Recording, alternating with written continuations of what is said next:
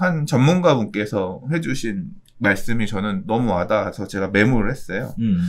뭐라고 말씀하셨냐면, 보유세를 부의 재분배 수단으로 인식하게 되면 오히려 제도가 자초하게 된다. 이렇게 말씀을 하셨거든요.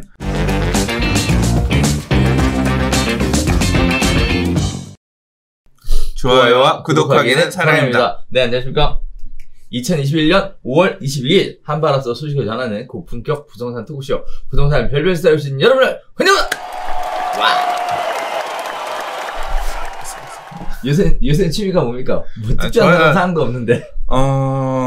요새는 뭐 여전히 저는 지난 몇 년간 옛날 오락, 아케이드 오락실 게임들, 그쪽이 취미인데, 어제 만화책 샀어요. 네, 그래도 이제 질렸어요? 아니.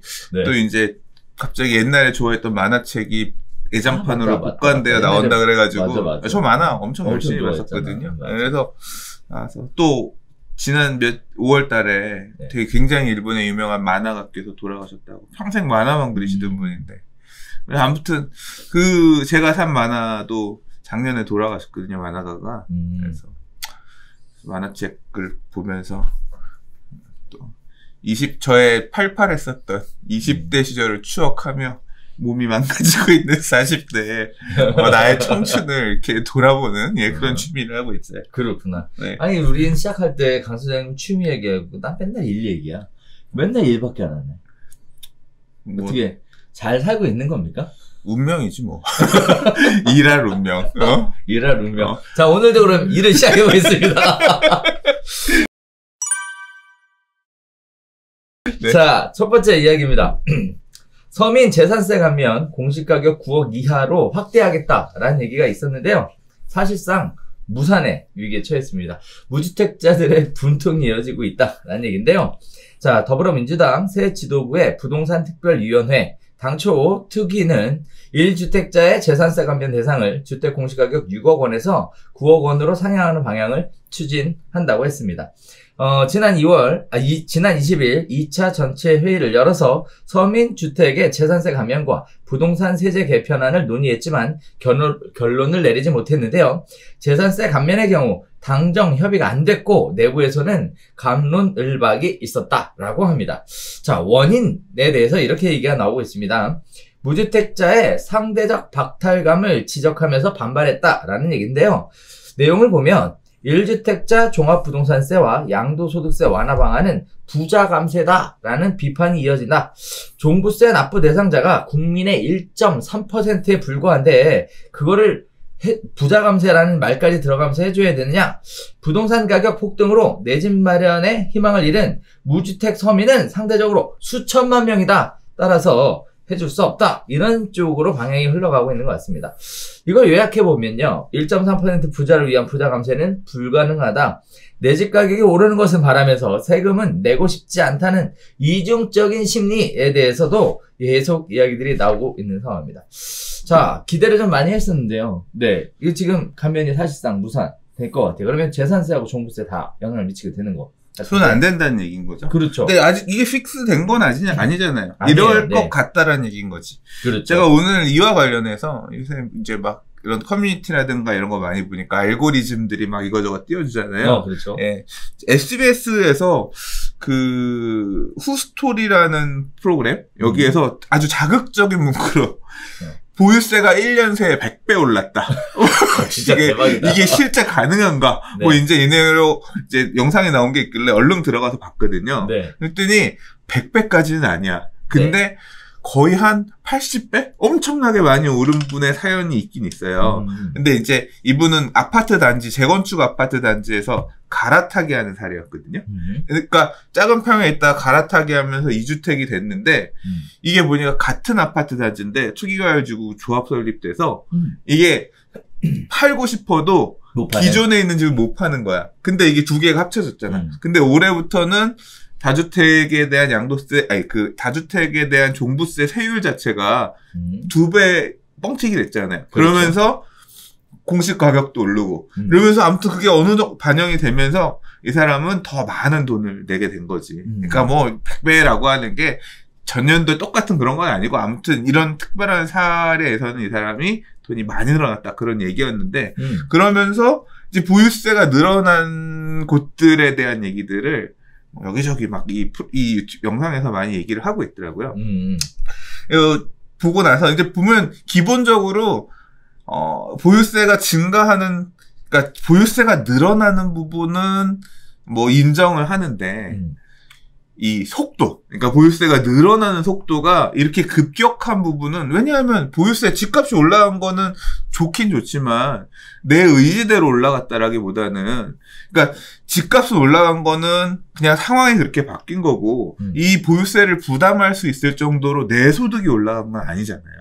그러니까 이런 부분 때문에 보유세가 집값이 올라간 거에 따라서 이 보유세를 현실화하거나 공시가격도 현실화하면서 보유세를 더 내게 하는 부분이 어느 정도 감안은 해야겠지만, 이렇게 빠른 증가세는 이거는 그 세금을 낼 수 있을 만한, 만약에 보유세가 올라간 부분을 바로 즉시 뭐 임대소득이라든가 이런 걸로 누려서 다시 회수할 수 있으면 모르겠는데 그게 아닌 거라고 하면 그렇죠. 고통스럽다는 거죠. 그리고 해외 사례들을 놓고서 이제 해외에 있는 무슨 어떤 분께서 이와 관련해서 얘기를 해주시는데도 미국의 보유세가 높다고는 하지만 그거는, 그러니까 공통적으로 나타나는 부분은 지역마다 다르겠지만 공통적으로 나타나는 부분은 세금이 증가할 때는 연 2%라든가 이런 식으로 드러나는 세금의 상승분을 제약하는 이런 것들이 있다는 거예요. 그러니까 그런 제도가 없는 상태에서 바뀌기 때문에, 그러니까 극단적으로 100배, 뭐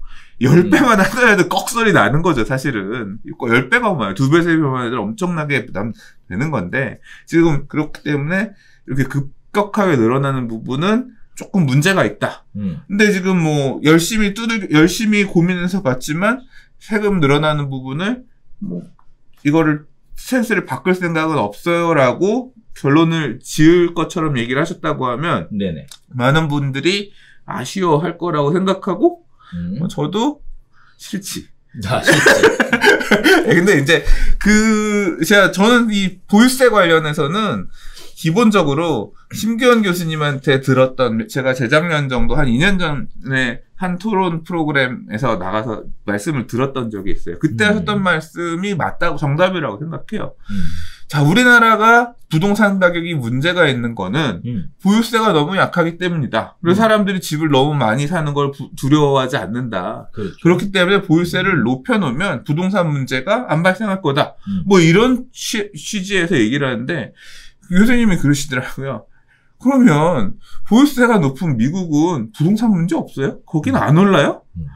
그러니까 뭐 이미 결론이 난 거예요. 보유세는 지금 이런 식으로 보유세가 강하게 보유세 세금이 늘어나거나 하면서 한 번 정도 시장 가격에 충격을 줄 수는 있대요. 그러니까 이게 보유세가 급격하게 늘어나면 이제 늘어나는 세금 때문에 부담스러워서 집을 못 사겠네. 그렇지. 시정을 줄 수는 있지만 그 다음부터는 그 늘어난 보유세가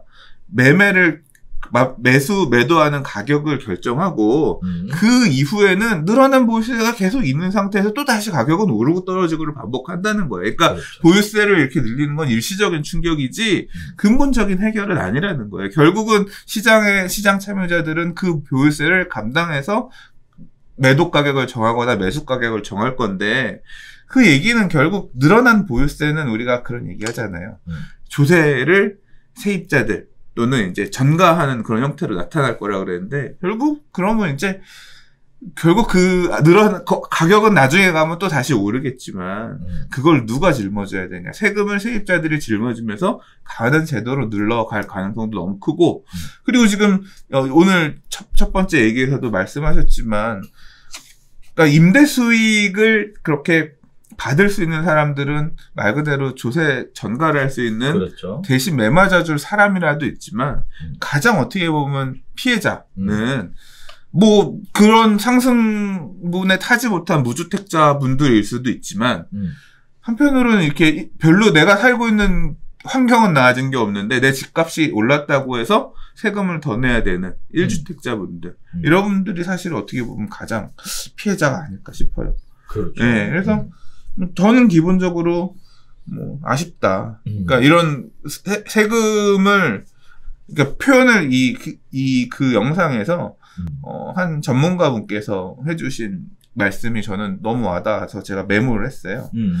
뭐라고 말씀하셨냐면 보유세를 부의 재분배 수단으로 인식하게 되면 오히려 제도가 자초하게 된다. 이렇게 말씀을 하셨거든요.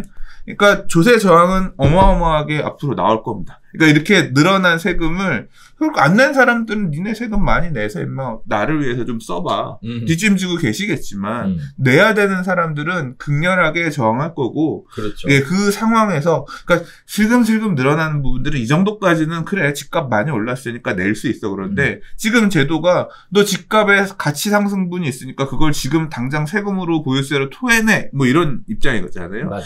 내가 이 집을 팔아서 차익이 생겨서 양도 차익이 생겨서 그때 소득을 세금으로 내는 거는 주머니에 늘어놓은 있으니까 낼 수 있지만 보유세는 그런 성격이 아닌 거잖아요. 갖고 있으면서 계속 내야 되는 세금이잖아요. 맞아요. 그렇기 때문에 조세 저항이 되게 거셀 것이고 결국은 이제 그 말씀을 하신 분은 이런 저항들에 계속 부딪히다 보면 세금 앞으로 이렇게 안 해줄게. 뭐 정책이 다르게 바뀌는 형태로도 나타날 수 있을 거고 때문에 그러면 이제 그런 의미셨겠지만 아무튼 이렇게 부의 재분배 수단으로 세금이 활용되면 안 된다. 그런 경고를 해주신 말씀이어서 저는 아주 네.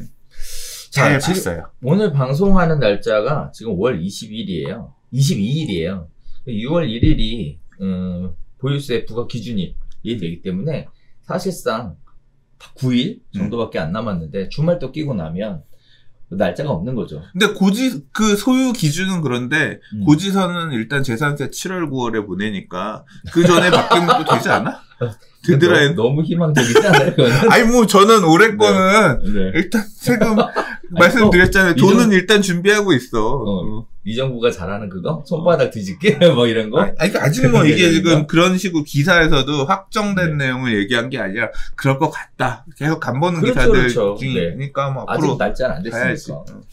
또 한편에 이런 생각도 들어요. 이런 얘기를 지금 계속 흘려나가고 있는 거로 봐서는 지금 한편으로는 종부세 대상자가 1.3%밖에 불과하다. 그럼 결국은 부자 감세다라는 논란을 통해서 수천만 명의 표를 잃는 것보다는 차라리 그분들을 징벌적 과세의 개념으로 때려잡으면서 표를 얻고 마음을 좀 얻어보겠다라는 건데 이것도 좀 앞뒤가 바뀐 것 같아요. 처음부터 좀 해줬으면 좋았을 걸.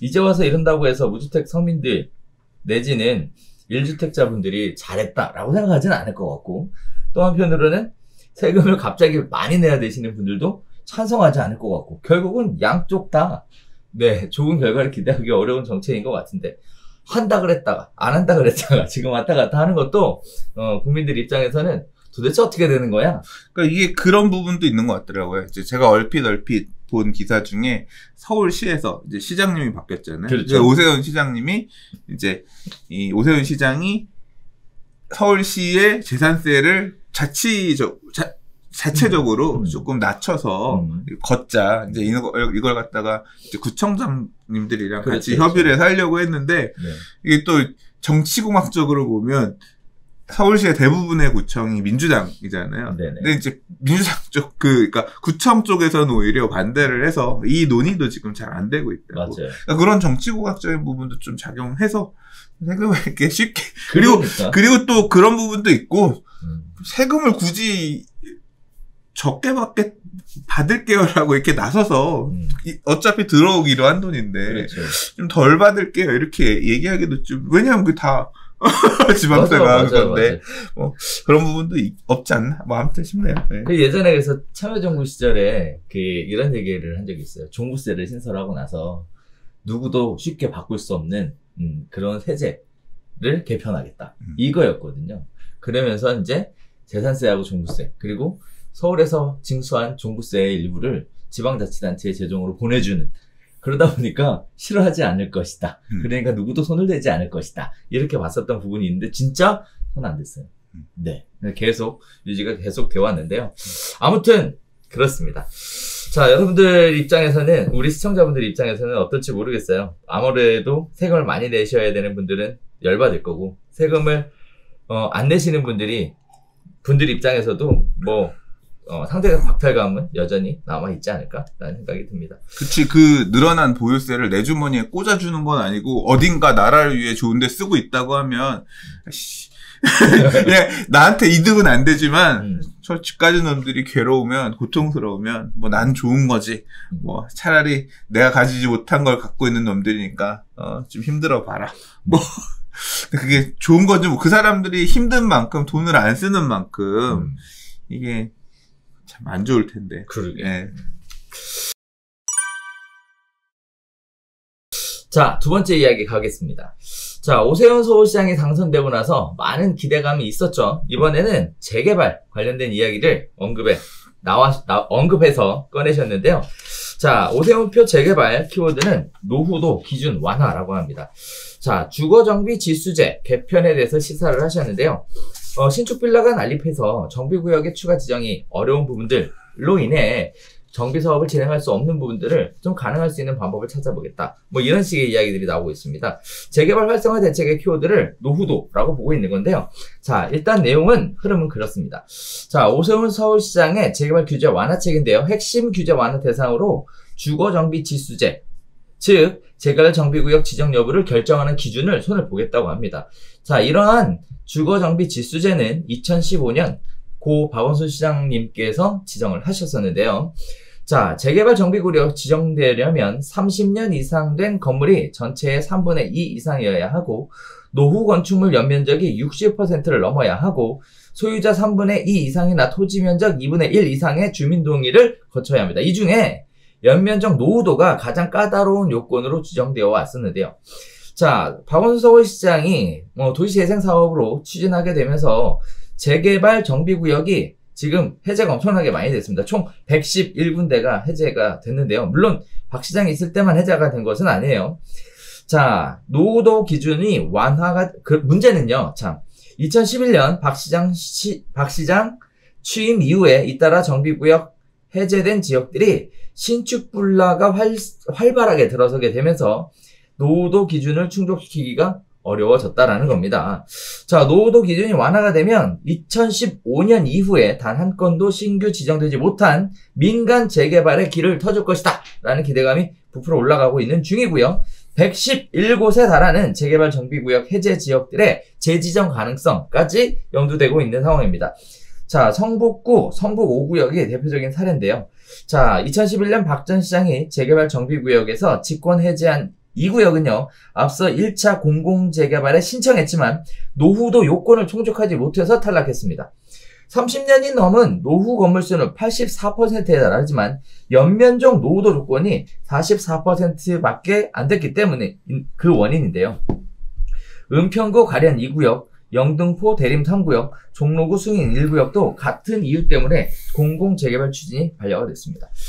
자, 이 기사를 통해 우리가 알 수 있는 것은 노후도 완화가 재개발 시장에 분명하게 영향을 미칠 것이다 라는 건데 어떤 식의 영향을 미칠 것인지 자, 노후도 완화를 하면 과연 재개발을 통한 빠른 공급이 가능할지 또 민간 재개발이 가능해지면 공공 재개발은 오히려 상대적으로 축소되는 거 아닌지에 대한 이야기를 좀 해볼 필요가 있을 것 같은데요.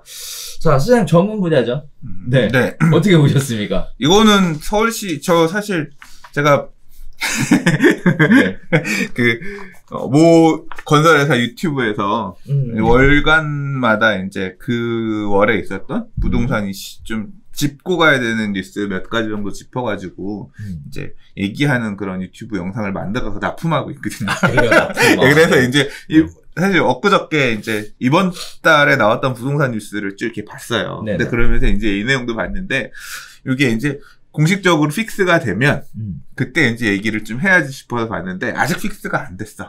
그래서 이제 조금 얘기하기에는 주저주저 할 만한 그런 얘기들이에요. 그러니까 이 재건축은 지금 뭐 안전진단 부분을 국토부에서 꽉 막아놔서 그렇죠. 못 가고 있고 재개발 쪽이라도 민간 재개발 활성화하기 위해서 지금 사업이 좀 빠르게 진행되기 그러니까 시작하기 힘들게 대못이 박혀 있는 부분. 그렇죠. 이게 이제 주거지수 정비제라고 하는 이게 2015년에 도입이 됐는데 네. 그걸 포함한 현재 이제 재개발 사업을 시작할 수 있게끔 하는 이제 그 규제라기보다는 이 정도 요건이 되어야 할 수 있다. 이걸 정해놓은 부분인데 주거 지수 정비제 폐지 부분에 대한 얘기는 원래 언급이 있었던 거고요. 그리고 자체적으로도 서울시의회에서도 이 부분에 대해서 신규 지정이 안 된다는 얘기 문제가 있다. 그래서 자체적으로 좀 바꾸려고 하는 움직임이 작년 말부터 있었던 걸로 알고 있어요.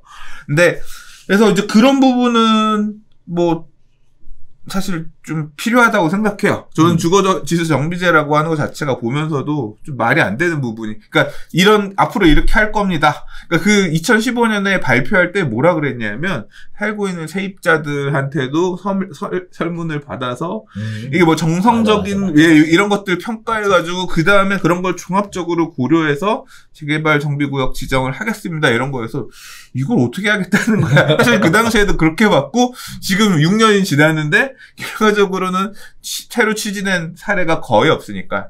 거의 없다는 얘기는 아예 없는 건 아니고 작년 재작년 들어서 뭐 이제 구역 지정까지는 안 갔지만 재개하고 있는 곳들이 있죠. 그래서 뭐 서울형 무슨 사업 뭐 이래가지고 지금 이제 뭐 몇 군데 한 두어 군데 정도 하고 있는데 아무튼 이 내용 바뀐 내용에 따라서 본격적으로 추진되는 없단 말이에요. 근데 이 내용은 이 주거지수 정비제라는 거를 그러니까 이 재개발 사업이 무조건 되는 게 아니라 이 갖춰야 되는 항목들이 있어요. 그러니까 기반시설이라고 하는 것도 열악해야 되고 집도 되게 많이 낡아 있어야 되고 이게 두 개가 더해진 데다가 주민들이 하고 싶은 열의도 있어야 되고요. 그러니까 동의 요건도 있고 그 이외에다가 그걸 총점으로 점수를 매겨서 주거지수 정비제까지 했던 거거든요. 맞아요. 그러니까 요 정비제를 걷어낸다는 얘기는 나머지는 그 이전 시절로 돌아간다는 얘기거죠. 근데 그럼 그 이전에는 그 허들이 없냐? 아니에요. 그 이전에 나머지만 가지고도 사실 재개발 정비구역 지정이 쉽지 않았어요. 옛날부터도. 맞아요. 그럼 이거는 충족할 수 있냐? 근데 여기에서 되게 중요한 게 뭐냐면 얼마나 열악하느냐를 보는 기준이 4개가 있는데 이 기준에 대한 부분도 있고 사실은 더 큰 게 집이 낡았다예요. 그러니까 노후불량 건축물의 비중이 되게 중요한데 자 이제 여기서 지금 기사에서 얘기하고 있는 거는 노후도 기준을 완화하겠다라고 했는데 서울시장 맘대로 노후도 기준을 완화할 수 있냐? 서울시에서 완화할 수 있는 퍼센트가 있어요. 근데 그건 되게 제한적입니다. 그러니까 그러니까 얘기가 지금 막 계속 이렇게 해서 왔는데 정리를 하자면 이게 도시 및 주거환경정비법이라고 하는 법에서 시행령으로 내려놓고 시행령에서 이런 곳에 할 수 있고 다만 일부는 조례로서 완화하거나 강화할 수 있다. 해놓은 게 있어요. 그게 뭐냐면 10%예요. 그러니까 노후불량 건축물이 3분의 2 이상 되는 지역이어야 돼요. 그러니까 66.7%가 픽스고요. 10% 강화하면 72% 정도가 채워져야 되는 거고 완화하면 60% 정도가 되는 거죠. 그러니까 그 기준이 이미 있고 이걸 바꾸려면 뭘 바꿔야 되냐면 서울시 힘으로 안 되고 어디 힘이 있어야 돼요? 위에서 예. 그러니까 법이 바뀌거나 아니면 시행령이니까 국무회의 그쪽에서 바뀌어야 되는 거란 말이에요. 그러니까 정부에서 바꿔줘야지 이건 노후도 완화가 되는 거지 서울시에서 완화할 수 있는 거는 되게 제한적이라는 거죠. 시장이 열심히 노력해서 조례를 바꿔가지고 조례 좀 바꿔주세요. 넣어서 바꾼다고 하더라도 바꿀 수 있는 거는 되게 미미한 거죠.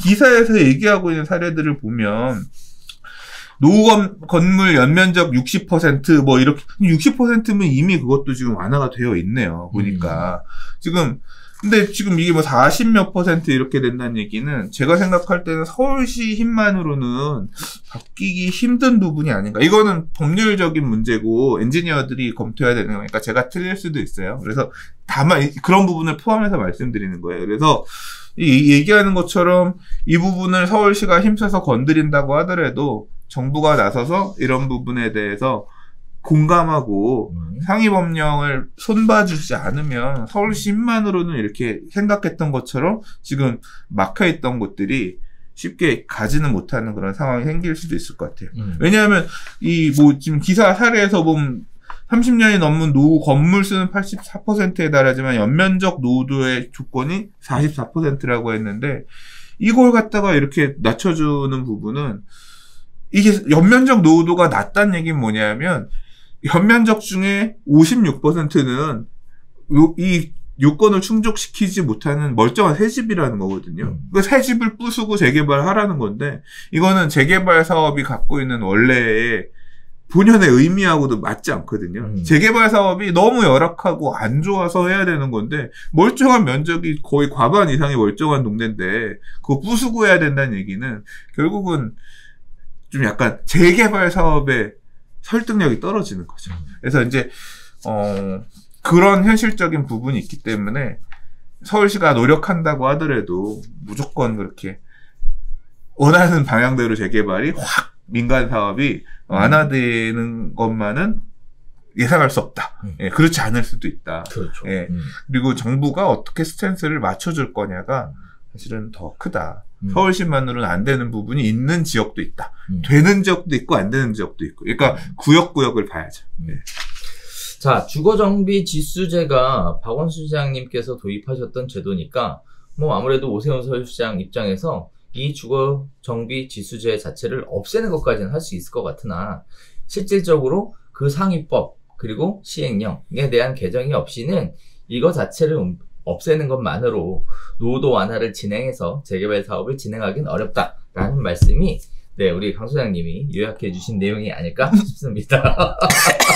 제가 길게 얘기했는데 짧네요. 자, 네. 그렇죠. 네. 자, 노후도가 완화가 돼서 재개발 사업을 하면 빠른 공급이 가능할 것이다. 이렇게 예상하시는 분들도 있는데 이건 쉽지 않죠. 아유, 씨, 그 얘기 그만하자, 진짜. 그래요? 그만해? 재개발 사업은 뭘로 한다? 조합원의 피와 눈물로 한다. 오래 걸립니다. 이제 첫발 내딛는 거고요. 10년 안에 입주하기 힘들어요. 자, 또 하나. 네. 민간 재개발이 가능해지면 공공 재개발은 어떻게 영향을 받을까요? 근데 공공재개발 관련해서는 일단 올해 두 곳, 그러니까 1차, 2차 네. 공공재개발 사업지 얘기가 있었고, 그 다음에 아직 지금 발표 안 한 게 추가로 이제 지정할 수도 있겠지만, 그 다음에 아직 발표 안 한 게 이사 대책에서 얘기했었던 공공 직접 시행 정비 사업에 대한 어떤 그 부분에 대한 언급이 없었거든요. 올해 안에 뭔가 또 추진하는 곳들에 대한 얘기가 국토부 쪽에서 있지 않을까 싶은데, 이제까지 발표했었던 거는 도심 공공주택 복합 특별 사업, 뭐 아무튼 그래가지고 도심 공공주택을 그러니까 LH, SH 등과 같은 사업 시행자가 재개발 방식이 아니라 공공주택 특별법에 따라 땅 수용해서 하는 방식에 대한 것만 발표를 했거든요. 그래서 이제 말하면서도 복잡하다. 그러니까 이 공공에서 주도해서, 그러니까 LH나 SH와 같은 공기업에서 주도하려고 하는 사업들은 또 한편으로 또 실적을 만들기 위해서 할 거기 때문에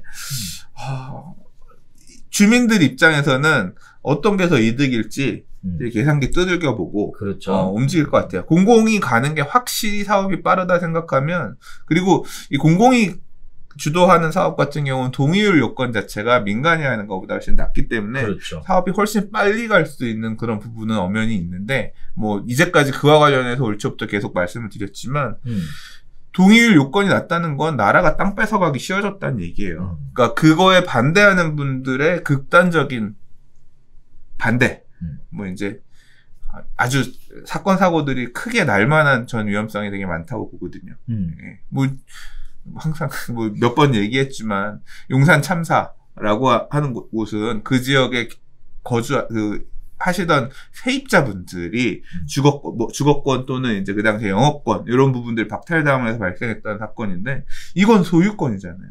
예. 그리고 그 동의율도 이렇게 낮은 상태의 사업을 갈 경우에 땅을 뺏기는 분들, 또 분양 대상자가 되지 못하는 이런 분들에 대한 기준도 재개발에 비해 훨씬 허들이 높거든요. 많이 쉽게 뺏게끔 해놨거든요. 네네. 이제 그렇게 땅 뺏기는 분들이 나는 도저히 이 헐값 받고 못한다. 이제 그 것들이 갈등들이 수면에 올라오고 드러날 때 과연 공공 재개발 사업이 이제까지의 기대처럼 빨리 갈 수 있을까? 저는 약간 물음표, 의문이기 때문에 이제 갈등들이 예상이 되죠. 그러니까 민간으로 갈 거냐 공공으로 갈 거냐는 결국 그 지역 주민들이 선택하셔서 판단할 문제지만, 민간은 민간 나름대로, 공공은 공공 나름대로의 이 굉장히 그런 예상되는 약점들 또는 문제들이 있기 때문에 나중에 뭐 예상하기보다는 저는 그냥 뒤에서 보려고요.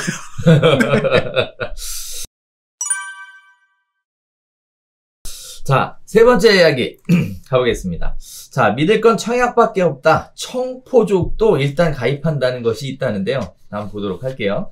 자, 2018년 주거복지 로드맵의 일환으로 청년 우대형 청약통장을 내놨습니다. 사실 내놨다고 합니다. 이렇게 얘기해야 될 것 같아요. 저는 해당 사항이 없어서. 자, 기존 주택청약 종합저축의 청약 기능과 소득 공제 혜택은 유지하면서 10년간 연 최대 3.3%의 금리와 이자 소득세 비과세 혜택을 제공하는 특별한 상품이라고 하는데요. 도입 초기에는 만 19세에서 29세를 대상으로 했지만 2019년 1월부터 만 34세까지 그 대상을 넓혔다고 합니다. 다만 연소득은 3천만 원 이하의 근로소득과 2천만 원 이하의 종합소득 같은 소득 제한을 두었다고 하는데요.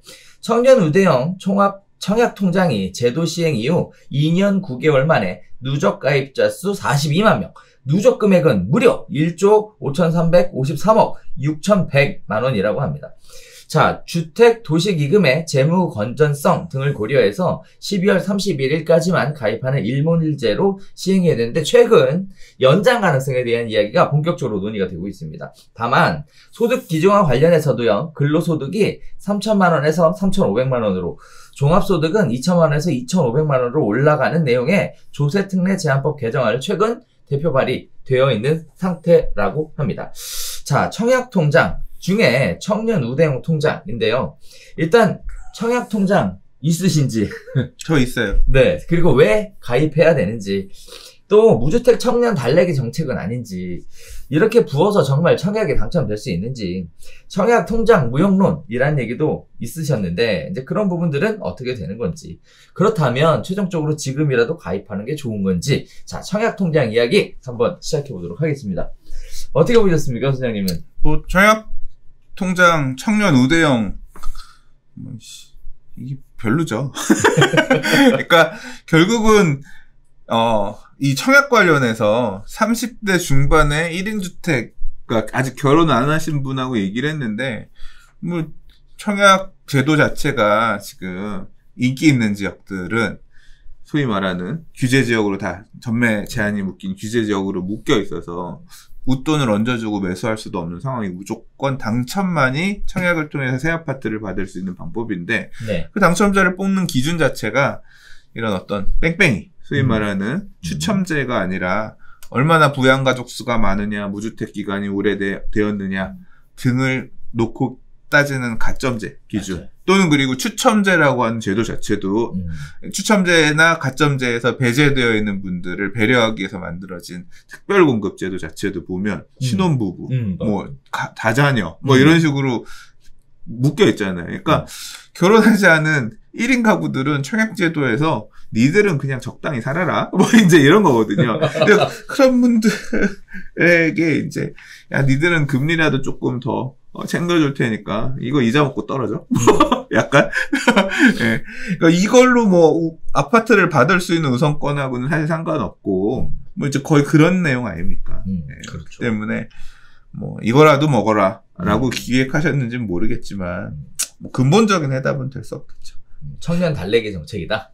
저는 뭐 그렇게 생각이 되고 청약 제도 관련해서는 지금은 이미 너무 사람들 시선이 너무 많아서 이게 큰 틀에서 근본적인 개선이 어렵겠지만 개인적으로는 앞으로 청약통장 무용론이 나오는 시점이 오면 그때가 오면 조금 한번 전체적으로 좀 큰 틀에서 손을 보고 바꿔나가지 않는 좀 그게 있었으면 좋겠어요. 예를 들자면 신혼부부 관련해서도 저는 그 얘기 얼마 전에 그 홍춘욱 박사님께서 유튜브에서 하시는 말씀 보고 되게 감명 깊었는데 이게 되게 신혼부부 특별공급 이거 진짜 그지 같다는 거예요. 왜냐하면 신혼부부 특별공급은 신혼부부가 받을 수 있는 거잖아요. 네. 근데 요즘 청년들이 왜 결혼을 못하냐? 결혼을 할 수 있을 만큼 자산이 없거나 이런 게 없기 때문에 그렇다는 거예요. 그럼 신혼부부는 뭐냐? 그거는 어느 정도 되니까 결혼한 경우들이 많다는 거죠. 그러니까 신혼부부 특별공급이라는 자체가 2번 죽이는 거라는 거예요. 예, 청년들은 그게 없어서 결혼을 못하고 있는데 결혼을 했더니 걔네들한테는 집을 우선적으로 주겠다.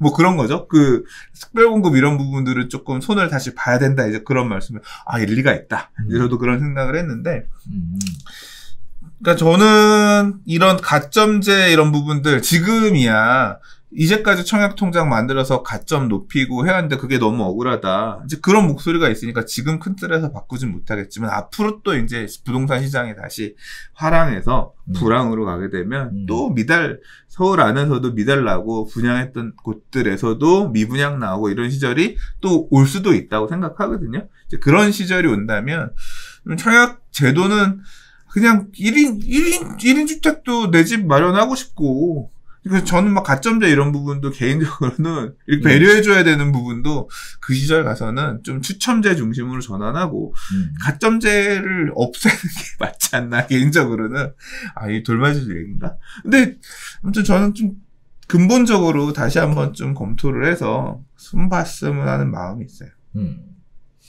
자, 일단은 그럼에도 불구하고 소장님 청약통장 있으시다고? 있어요. 네, 왜 가지고 계세요?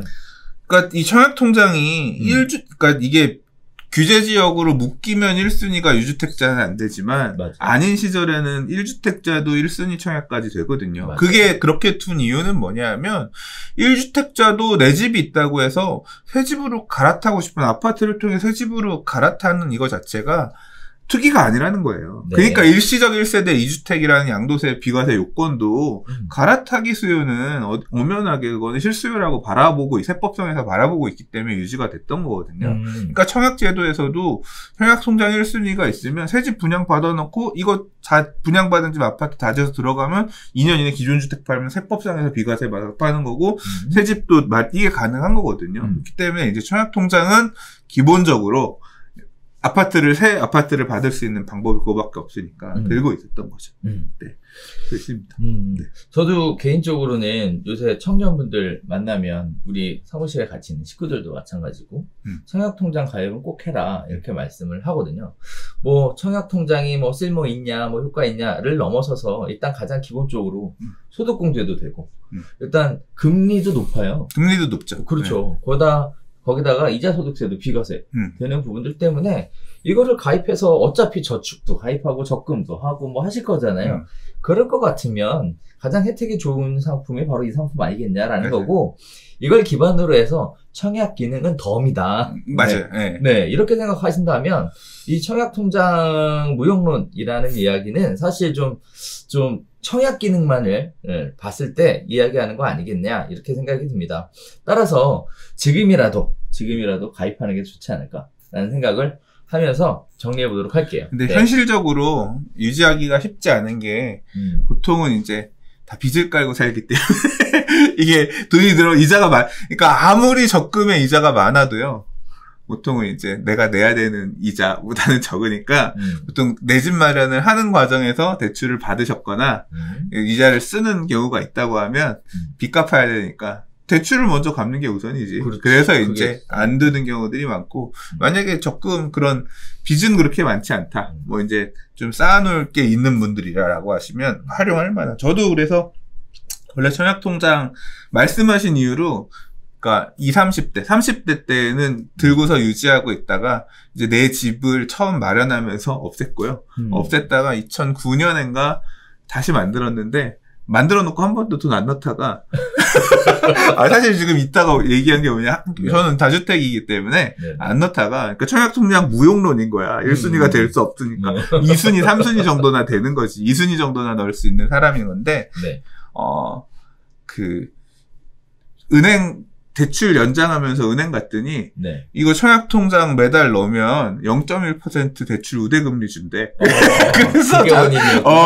그래서 자동이체 지난 5월 달에 걸어놨어요. 한 2주 전에 자동이체 걸어놨어요. 0.1% 우대금리 받으려고. 그러면 매달 10만 원씩만 들어가도 그렇죠. 그럼 뭐 금리가 세이브가 되니까 받고 있는 훨씬 이득이지. 저도 청약통장이 있어요. 청약통장이 있고 이제 아파트가 당첨이 한번 된 적이 있어서 그때 사용을 한번 해봤었거든요. 제 개인적으로는 그 위에 또 가입을 한번 했었어요. 그때는 이제 매월 10만 원씩 이렇게 가입했었는데 돈이 이제 필요할 때 돼서 보니까 이제 어느 정도 인컴이 받쳐주잖아요. 수행처럼 막 이렇게 큰 돈을 굴리는 상태가 아니라서 그럼 이게 저기가 되더라고. 담보대출이 되더라고요. 그렇죠. 예금담보대출 되죠. 그러니까요. 몰랐어. 그래서 청약통장을 깨야 되겠습니다 했더니 은행 직원이 이걸로 대출 받아서 하세요. 맞아요. 수익이 있으니까 그걸로 차라리 갚으시는 게 더 낫지 않을까요? 그래서 그럼 그렇게 해주세요. 맞아요. 했었던 적이 있었고 그리고 나서 이제 몇 년 전에 또 가입을 했죠. 세 번째 가입이에요. 그래서 세 번째는 아직도 유지를 하고 있습니다. 네. 그것도 꽤 됐더라고요. 네. 아무튼. 근데 사실, 진짜 금리 혜택을 보고 있는지, 소득공제 혜택을 보고 있는지. 그래, 10만 원씩 쌓아봐야 미미해. 그러니까 이게, 저는 이게 막, 티끌모아 태산, 티끌모아, 이것처럼, 이게 막 그렇게 목돈 개념은 아니기 때문에, 그런 부분은 좀. 된다니까 믿어야 돼.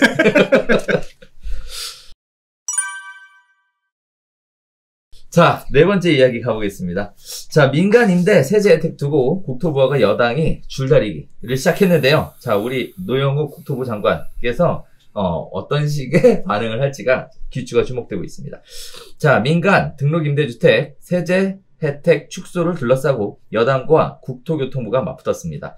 자, 후보자 시절에 새로운 주택정책은 없다고 했던 노형욱 국토부 장관이 취임과 동시에 여당과 대립하는 모양새라서 그 관전의 포인트가 되고 있는데요. 자, 일단 첫 번째입니다. 민주당의 부동산 특위죠. 임대사업자가 매물을 내놓지 않아서 집값이 올랐다며 혜택 축소를 해야 한다라고 주장하고 있습니다. 이유는요. 보유세와 양도세 감면 등을 제공한 탓에 민간 임대가 다주택자의 세부담 회피 수단으로 변질됐다. 거기에 따라서 2019년 기준 종합부동산세 합산에서 배제된 민간 임대 사업자는 82,506명으로 이들이 소유한 주택이 무려 139만 8,632가구라고 합니다. 자, 팔게 하려면 혜택을 없애야 한다. 결국 이 얘기인 거고요. 자, 두 번째 국토부의 주장은 이렇습니다. 자, 국토부는 임대차 시장 안정을 위해 민간 임대가 필요하다라는 주장이고요. 또한 문재인 정부의 부동산 정책 신뢰성 하락이 우려되기 때문에 지속적으로 유지해야 한다라는 겁니다. 내용을 보면요. 민간 임대를 폐지하면 민간 임대에 거주하는 임차인의 주거 안정성 저하가 우려된다. 임차인은 동일한 주택에서 장기 거주가 어렵고 임대인의 과도한 임대료 인상 요구도 제어하기 어렵다. 따라서 민간 임대가 전월세를 안정시키는 역할을 하기 때문에 계속 제도는 유지되어야 한다라는 겁니다. 자, 지금 보이시는 것처럼 민간 임대 등록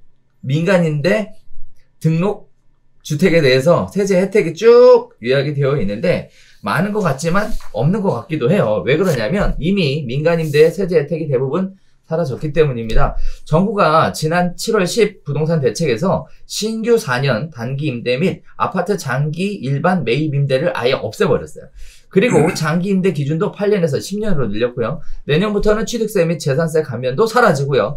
양도세 공제 혜택은 6년 이상 임대해야만 받을 수 있고요. 종부세 또한 2018년 9월 14일 이후 조정 대상 지역 내 신규 취득한 장기 일반 매입 임대주택은 합산 대상, 즉 종부세 납부해야 한다는 얘기입니다. 그럼에도 불구하고 지금 또 민간 임대주택 사업을 없애야 한다, 혜택을 축소해야 한다는 얘기가 또 나오고 있는데요. 자, 지난 7월 10일 부동산 대책으로 이미 혜택이 축소가 됐는데도 불구하고 이런 얘기를 또 왜 하게 되는 건지, 사공이 많아서 배가 정말 산으로 가는 건지, 자, 세제 혜택을 없애면 자주택자가 매도로 노선을 변경할 거라 기대하는 건지, 도대체 가격을 잡지 못해서 절치부심인 건 알겠는데 해결 방법에 대해서는 좀 퀘스천입니다. 자, 소장님은 어떻게 생각하셨습니까? 네, 일단 아파트는 장기임대가 이제 가입이 안 되잖아요. 그렇죠, 안 돼요. 그리고 만기가 되는 사람들도 새로 들어갈 수가 없으니까. 그렇죠. 그래서 이 부분은 사람들마다 고민을 하겠지만 이게 중간에 이제 끝내고 말 그대로 이제 이 작년에 710 대책 나오면서 기존에 가입했었던 사람들도 4년 약정한 기한의 절반 이상 넘으면 페널티 안 물고 해지할 수 있게끔 맞아요. 이제 만들어지긴 했습니다만 이게 종부세가 워낙 급격하게 늘어나고 있는 상황이라서 제가 생각할 때는 기존에 가입했던 사람들은 그걸 풀고 해지하지 않고 그냥 일단 기한까지는 대부분 갈 것 같아요. 그러니까 그렇죠. 아파트는 신규가 막혔고 기존에 있는 사람들은 아마도 그걸 풀고 팔지는 않을 것 같아요. 양도세 중과 배제 혜택은 주어진다고 하더라도 지금 상황이 그렇게 좋은 상황이 아니기 때문에 그냥 좀 빨아먹을 수 있을 때까지는, 그러니까 상황에 따라서 좀 더 보겠지만, 그러니까 보통 이제 많이 임사를 많이 내신 시점이 2018년, 19년 이때 많이 내셨거든요. 네. 그러면 이게 기한으로 따진다고 하면 그때 장기였어야만 혜택들이 주어지기 때문에 보통 한 8년, 보면 2026년, 2027년 이때란 말이에요. 근데 상황을 보아가면서 당장 그 절반이 2024년, 2022년 이때 막 물량들이 나오기보다는 2023년, 4년, 5년 봐가면서 물량들은 좀, 아파트 물량들은 나눠서 나올 것 같아요. 그러니까 단순히 이걸 뭐 어쩐다고 하더라도 물건이 갑자기 튀어나오기는 조금 쉽지 않은 상황일 것 같고, 개인적으로는. 그리고 또 하나 생각해 봐야 될 관점이, 이게 임사자 물건 중에서 아파트 물량들, 그러니까 소위 말하는 지금 부동산 가격의 불안이 원룸 오피스텔이 막 미친 듯이 임사자 물건 때문에 물건이 막혀가지고 치솟는 그런 상황이 아니라 이런 서울시 안에서 아파트 물량들인 거잖아요. 맞아요. 근데 아파트 물량이 진짜 얼마나 많으냐. 아파트 물량들은 어차피 이제 앞으로 새로 들어간 임사로 들어갈 수 있는 물건은 없고 기존에 나온 물량도 이런 식으로 나눠서 연차를 나눠서 나오게 된다고 하면 당장 나올 거 없는 건데 이걸 계속 이 임사 혜택을 줄이고 해서 한다고 하면 사람들이 이거 혜택도 없고 계속 끌고 가야 돼 뭐라고 생각하면 던질 수 있는 물건들은 어떻게 보면 저는 이 아파트가 아닌 그러니까 비아파트 물건들에서 많이 생길 것 같다는 생각이 들거든요. 실제로 그러니까 그러니까 거의 상식처럼 우리가 아파트를 살 때 이 아파트를 새끼고 사서 임사를 넣을까 말까 아니면 그냥 들고 가 이렇게 고민하지만 그래서 오피스텔이나 이런 것들 같은 경우 보통은 오피스텔 시세 차익 바라보고 들어가기보다는 중장기적으로 월세 수익 바라보고 들어가는 분들이기 때문에 그냥 들어가서 오피스텔 분양받거나, 그러니까 소형주택들, 아파트 이런 거 사면서 임사 걸고 이런 게 어떻게 보면 상식이었는데, 이런 사람들한테 혜택이 배제가 되고 또는 앞으로 못 들어간다고 하면, 이런 물량들이야말로 진짜 이제 거래하기가 힘들어지는 상황이 올 수 있는 거예요.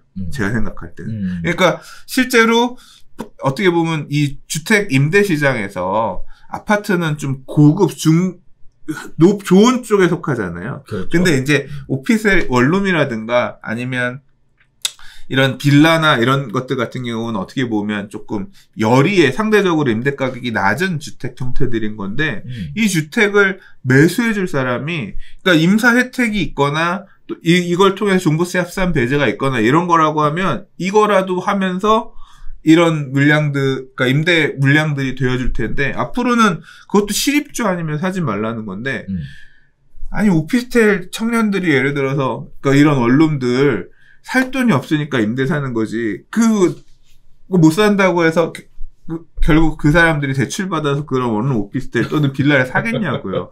결국은 팔고 싶은 물건들만 나오고, 살려는 사람들은 굉장히 극히 제한되면서, 이 시장 자체가 조금 더 그렇잖아요. 생각해보세요. 3주택, 2주택 이상, 투기과열지구, 조정대상 지역 안에 2주택 이상이면, 이제, 그러니까 임대사업자에 대한 혜택을 줄이면 줄일수록, 조금 상대적으로 이 아파트 시장 힘들기보다는, 이런 비교 열이 주택 시장의 임대 수급 문제가 더 문제가 커지지 않을까. 약간 그런 우려가 돼요. 또 한편으로는 저는 개인적으로 이런 생각도 들었어요. 문재인 정부 부동산 정책의 신뢰성 저하. 네. 에 대해서도 좀 심각한 그거는 해봐야 되지 않을까? 신뢰성이 언제 있었어요? 저하는 무슨, 이거 너무한다, 그거는. 그게 아니라, 지금, 네. 이 얘기는 이미 말 바꾸기를 하네, 어쩌네, 이 부분은 어제 오늘 얘기가 아니기 때문에. 네. 지금이라도. 지켜야 한다. 이제 새롭게 국토부의 수장이 바뀌었으니까. 근데 바뀐 국토부 장관께서는 제 생각에는 큰 틀에서 이게 일단 대통령 선거가 1년 남짓도 안 남았고 1년 정도 남았나? 아무튼 그렇기 때문에 큰 틀에서 뭔가를 막 하기보다는 이제까지 왔던 것들을 잘 마무리하는 선에서 이렇게 또 관료 출신이시고 하니까 그냥 좀 잘 마무리한다. 좋은 게 좋은 거다. 이런 식으로 큰 틀에서 바꾸지 않고 마무리를 하려고 하시지 않을까 싶습니다. 저는. 예. 자, 시작하자마자 지금 이제 당하고 이렇게 국토부하고 계속 부딪히는 마찰이라는 게 생길 것 같은데요. 자, 시작하자마자 아니나 다를까 지금 벌어졌습니다. 앞으로 계속 밀어붙여서 국토부의 의견을 관철시키게 될지 아니면 민주당의 부동산 특위의 의견에 적용이 되게 될지 지켜봐야 되겠지만 국토부가 지금 생각하고 있는 것처럼 민간 임대가 유지되어야 된다. 네, 생각합니다. 네. 그러니까 적어도 아파트 시장 쪽으로 확대는 못한다고 하더라도 특히 이제 비교 열의의 주택들 같은 경우는 임대사업자들이 장기로 임대할 수 있는 그런 토대들을 어차피 많이 안 올랐잖아요. 그러니까 불안한 시장의 물량들이 아니잖아요. 조금 다르게 생각해서 제도를 유지할 필요가 있지 않나 개인적으로 그렇게 생각합니다. 자, 시청자 여러분들은 어떻게 생각하셨습니까? 민간 임대주택 사업과 관련해서 혜택을 축소하는 게 맞는 건지 아니면 지금 현재 정책이 만들어져 있는 대로 유지하는 게 맞는 건지 여러분들의 자유로운 생각 댓글로 남겨주시면 참고해 보도록 하겠습니다. 자, 5번째 이야기입니다. 안 살고 팔아치워서 시세 차익을 남겼다. 지금 또 난리가 났습니다. 세종시 아파트 특공 분양 논란인데요. 자, 세종시 이전 대상이 아닌 관세청 산하 관세평가분류원 직원들이 세종시 아파트 특별공급 사태로 허술한 특공제도에 대한 공분이 커지고 있는 상황이라고 합니다. 자, 부동산 정책 실패로 국민의 부동산 분류가 극에 달한 상황에서 공무원들이 이 제도를 활용해 재산상 이익을 챙긴 사례들이 주목받으면서 제2의 LH 사태가 될 것이 아니냐라는 얘기가 나오고 있는데 반면 2010년 정부 결정에 따라 불가피하게 세종시로 이주해야 되는 공무원 등의 정착을 지원하기 위해 만든 제도인 만큼 공직사회에선 등 떠밀려 집 샀다가 최근 부동산 가격이 폭등하자 지탄 대상이 됐다라고 자주 섞인 목소리가 나오고 있습니다. 양쪽 얘기가 네 완전히 다른데요. 자, 세종시 아파트 특별공급에 관련된 순서는 이렇습니다. 자, 세종시 이전기관 직원들에 대해 아파트 특공은요, 이명박 정부 시절 2010년부터 시행됐습니다. 19일 행정중심복합도시 건설청, 행복청에 따르면 현재까지 세종시 아파트 11만 780가구 가운데 26,163가구가 이전기관 특공 분양을 받았다고 합니다. 일반적으로 다자녀가구나 신혼부부 등 배려가 필요한 대상자에게 주택의 일정 비율을 우선 분양하는 방식을 특공이라고 하고요. 이러한 혜택을 공무원에게 준 걸 공무원 특공이라고 불려줘요. 자, 정부 결정에 따라서 세종시로 이사를 해야 되기 때문에 강제로 근무처로 옮기게 된 공무원들의 주거 문제를 해결하기 위해서 도입된 제도였습니다.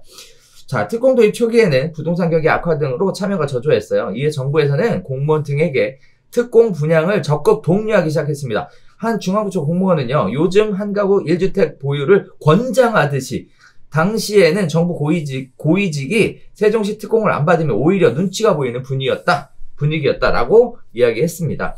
각종 혜택도 덧붙였는데요. 신혼부부 등 다른 유형의 특공을 이전기관 특공과 중복 공급을 받을 수도 있었고, 1가구 1주택에 대해 취득세를 최대 100%까지 감면해줬고요.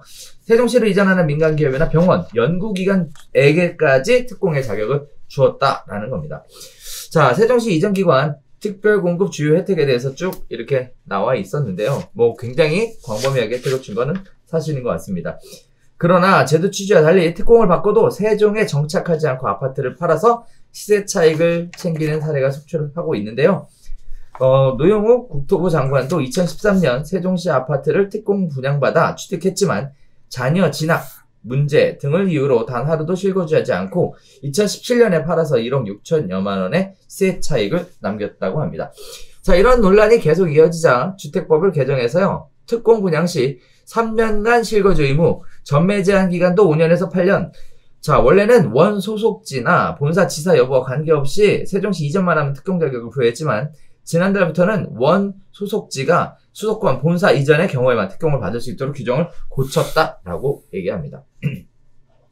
자, 거기에 따라서 당첨 가구 현황이 지금 표로 쭉 나오는데 보이시는 것처럼 특공으로 당첨받으신 물량의 숫자가 상당히 많은 것을 확인해 볼 수 있습니다. 총 11만 가구 중에 2만 가구가 되니까요. 자, 특공 논란을 보면요, 그야말로 그때는 맞고 지금은 틀리다라는 말이 연상된다면서 세종시 개발 초기에 곳곳에 미분양도 속출하고 마지못해 신청한 사람도 적지 않았는데 요즘 너무 상황만 보고 마치 공무원들이 투기하려고 특공 분양받을 것처럼 몰아가는 것 같다라는 불만 섞인 이야기들도 나오고 있습니다. 자, 이제 공무원 특공 관련된 얘기가 지금 세종시에 이슈가 되고 있는 상황인데 정말 이게 시세 차익을 위한 투기로 볼 수 있는 건지, 또 한편으로는 완벽하지 않은 정부 정책에 대한 불신이 이런 쪽으로도 영향을 미치게 되는 거 아닌지라는 생각이 좀 들긴 하는데요. 자, 어떻게 보세요? 공무원 특공. 대표님 어떻게 생각하세요? 저요? 일단 저는 그럴 수 있다고 봐요. 전 문제 없다고 생각해요. 저도요. 네, 문제 없다고. 그냥 지금 가격이 올랐으니까 그냥 뭐 이런 건데. 네. 지금 2014년, 14년 생각해 보세요. 내 말이 서울에도 아파트 미분양 나가지고 제발 좀 할인 분양할 테니까 사주세요 하던 시절인데 이 공무원들 여기 와서 이거 받아라. 아이씨. 그러니까 그런 식으로 울며 겨자 먹기로 맞아. 하는 부분도 없잖아 있었고 지금 이제 결과적으로 세종시 같은 경우는 작년 엄청 올랐잖아요. 그렇죠. 그러고 나서 이제 더 이슈화가 된 거잖아요. 그러니까 오르고 나니까 저놈 새끼들 공무원들 저거 받아가지고 차익도 이 신도시가 만들어지고 특히 수도권 신도시도 아니잖아요.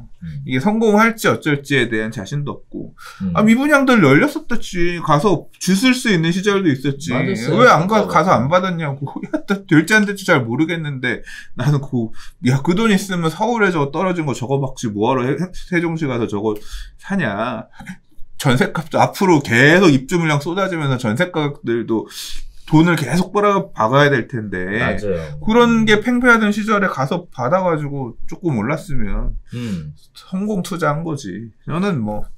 전 개인적으로. 비난 안 해요. 네. 개인적으로 이거는 투자의 개념은 아니었다라고 생각을 하거든요. 이게 처음부터 이익을 기대하고 들어간 게 아니라서. 아니야. 그래. 아니, 뭐, 사람마다 판단은 다를 수 있으니까. 네. 아니야. 이거 등 떠밀리기가 맞는 것 같아요. 많이 있었어? 왜 그런 생각을 하냐면, 이제 많은 분들이 기억 속에 잊혀져 갔던 타워팰리스. 그렇지. 미분양 분양했던 것도 마찬가지예요. 그거 전부 다 강매한 거거든요. 강매가 있었지. 네, 강매로 해서 했어요. 근데 가격 엄청나게 올라가서 부럽다 했지. 아무도 이 당시에 안 쳐다봤단 말이죠. 2010년도에 세종시가 막 이렇게 붐이 불고요. 2015년까지 어느 정도 상황이었냐면, 분양가가 3억이 안 됐고, 3억이 좀 넘고, 이런 상황에 전세는요, 8천이 안 됐어. 심지어 싼 것들은. 와, 이 정도 상황이었어요. 거기다가 앞으로도 계속 지어진대. 그러다 보니까 사실 아무도 눈길을 안 줬단 말이죠. 그래서 이제 뭐라 그랬냐면, 이제 이쪽에 중개업 하시는 분들한테 거래를 많이 하시면 되죠. 거래를 많이 하시면 되죠. 지어지니까 누군가 살겠죠. 이런 식의 이야기들을 많이 했단 말이죠. 그래서 실제 이 전세 수요를 채워줬던 거는 이제 대전 쪽에 있는 분들이 전세가격이 싼 맛에 많이 넘어갔는데 이것도 되게 얘기가 많았어요. 세종하고 대전을 잇는 도로가 출퇴근 시간 되면 뭐 거의 장난이 아니게 막혔다. 이런 얘기들이 있어 왔거든요. 자, 그런 차원으로 볼 때 이 당시에 이 주택을 분양받으신 분들은 정말 본인이 정말 뭔가 기대를 하고 분양받았을까에 대해서는 저도 개인적으로 그건 아니라고 생각해요. 저는 개인적으로는.